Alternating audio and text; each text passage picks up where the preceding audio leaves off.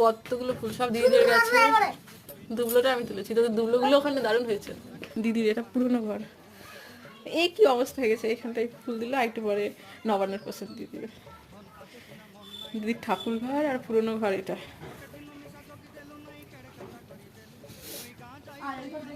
দিদির ঘরে এখন দিদি ওই যে কি বলছে ওটা, পাতায় করে সিঁদুর আর ফুল দিচ্ছে। একটু পরে আমার শাশুড়ি মা যে প্রসাদটা করেছে ওটা দিবে। দিদির এবার প্রথম লবান্ন, তাই দিদিকে দিয়ে করাচ্ছে, নতুন বউয়ের লবান্ন।